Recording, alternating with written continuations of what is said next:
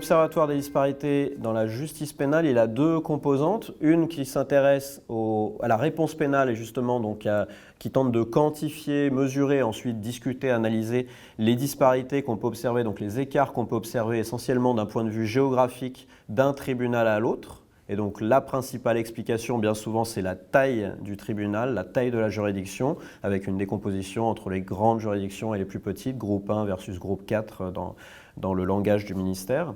Et puis la deuxième grande section de cet observatoire concerne les disparités au stade de l'exécution des peines d'emprisonnement. Donc là, on parle des prisons, des établissements pénitentiaires, où on a 180-185 établissements pénitentiaires qui sont en réalité très différents à chaque fois les uns des autres. Chaque établissement a ses particularités et ses conditions de détention. Et donc, c'est ce qu'on essaie de quantifier, à nouveau d'analyser dans l'observatoire. Alors, pourquoi s'intéresser à ça? Parce que je pense que c'est une bonne clé pour rentrer dans ce champ assez complexe qui est le fonctionnement des tribunaux, le fonctionnement de la justice de manière générale. Beaucoup de gens, on est tous un peu confrontés d'une manière ou d'une autre à la justice, mais souvent de manière assez indirecte, sans bien connaître le fonctionnement et sans bien comprendre qu'en réalité, la réponse pénale, elle est très variable, très contextualisée. Bien souvent, on entend dire simplement que des généralités comme les juges sont trop laxistes, par exemple. En réalité, il y a presque une réponse pénale par dossier, par personne mise en cause, et il y a des différences, notamment géographiques, d'un tribunal à l'autre, d'un type de tribunal à l'autre, en fonction de sa taille, de son contexte social ou économique. Donc l'idée, c'était de faire comprendre, en étudiant et en mettant l'accent sur ces disparités, essentiellement géographiques, le fait que la justice n'est pas rendue de la même manière partout. Donc c'est intéressant pour mieux comprendre ce fonctionnement, mais ça pose aussi des questions en matière d'égalité des citoyens face à la justice, face au droit, qui est quand même un droit fondamental, notamment la Déclaration universelle des droits de l'homme et du citoyen nous dit que chaque citoyen est censé être égal devant la loi. Or, il y a tout un tas de situations où ces disparités génèrent une potentielle inégalité. Donc il faut essayer de la quantifier et de la comprendre, cette disparité. Oui, alors on peut parler en effet des disparités à l'étape un peu finale, le prononcé de la peine, le type de peine qui est utilisé, le quantum de la peine, c'est-à-dire la longueur par exemple d'une incarcération. Donc les disparités, elles peuvent se jouer à ce moment-là, elles peuvent se jouer encore après, au stade par exemple de l'aménagement d'une peine ou de la conversion d'une peine par un autre juge spécialisé. Et puis, elles se passent aussi beaucoup en amont, dans tout le travail qui est fait notamment par le parquet.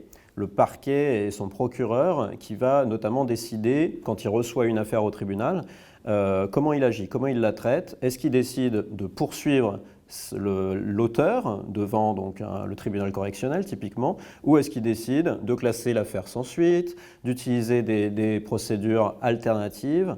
Donc il a une palette d'outils, une marge de manœuvre assez importante, donc on parle du pouvoir discrétionnaire du parquetier et qui est suivi ensuite par le pouvoir discrétionnaire du juge qui prononce les peines. Il y a aussi des disparités donc, dans le personnel administratif qui est affecté aux tribunaux, notamment sur les greffiers où on a des taux de vacances de postes de greffiers qui sont globalement très élevés, mais qui en plus sont très variables selon les zones. Et ça, on le retrouve dans tout un tas d'administrations, on le retrouve aussi dans les établissements pénitentiaires. Il y a des zones qui attirent pour tout un tas de raisons, mais notamment des raisons géographiques par exemple, des raisons d'ensoleillement, etc. Et il y a au contraire des zones qui sont plus dégradées en termes de conditions de travail parce qu'on a du mal à attirer et à retenir les candidats. Donc c'est vrai pour les greffiers, c'est un peu vrai pour les magistrats, mais c'est vrai aussi pour les personnels de la pénitentiaire notamment. Donc ça aussi, c'est une autre source de disparité. Ouais.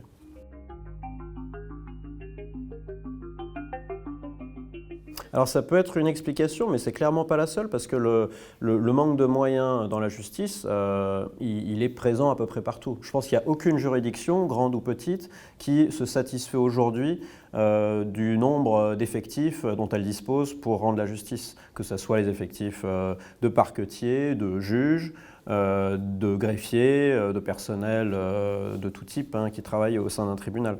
Donc, ce qui explique les disparités, il y a tout un tas de facteurs, mais qui tiennent notamment à la taille des juridictions qui ne sont pas du tout confrontées entre ce qu'on appelle une juridiction de groupe 1, qui concerne grosso modo les grandes villes et les très grands tribunaux, et une juridiction de groupe 4, toute petite ville, un effectif de peut-être une dizaine de magistrats, pas beaucoup plus.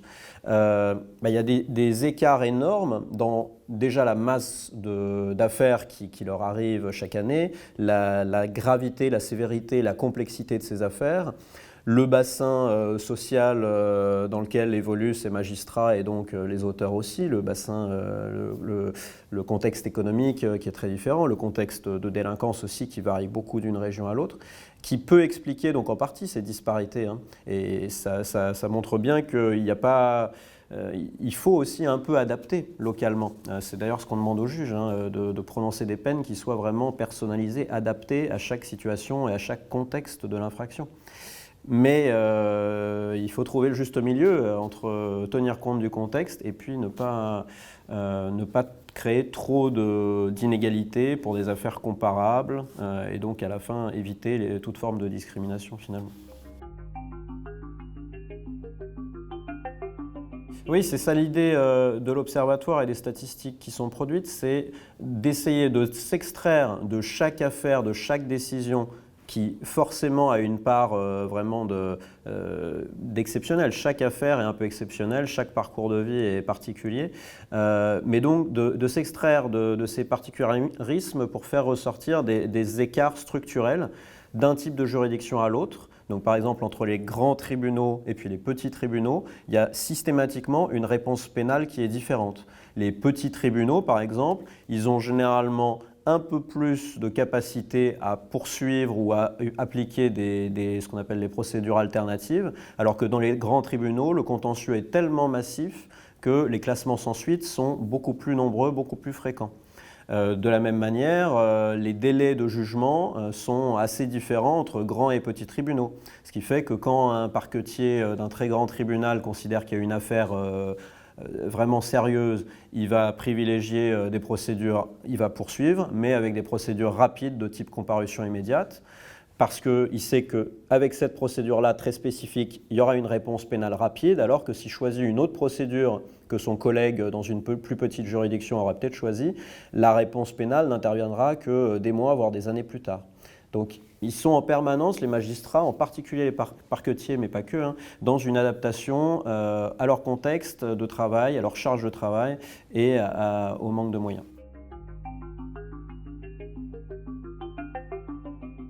Oui, alors on peut évidemment penser en premier aux prévenus, puis qui peuvent être finalement traités d'une manière différenciée selon qu'ils sont jugés dans un tribunal A ou dans le tribunal voisin B.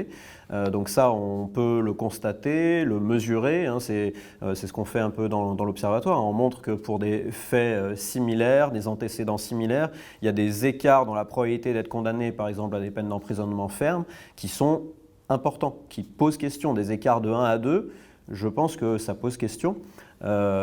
Donc bien sûr, côté prévenu et condamné, ces écarts sont un enjeu important et ça participe un peu à la crédibilité ou au manque de crédibilité finalement de la justice aussi, la confiance qu'on accorde à la justice et donc la légitimité qui est reconnue aux décisions de justice. Dans les prisons, vous entendrez en permanence les détenus parler du fait que leur juge à eux, il est particulièrement sévère ou au contraire, il a été particulièrement souple et sympa avec eux. Et ça, c'est vrai à nouveau à toutes les étapes, que ce soit le juge qui a prononcé le jugement, le juge qui applique les peines, le juge d'application des peines qui peut prononcer par exemple des libérations conditionnelles. Et il faut bien sûr penser aussi aux victimes ou aux parties civiles, qui elles aussi subissent d'une manière ou d'une autre ces formes d'inégalité, d'injustice.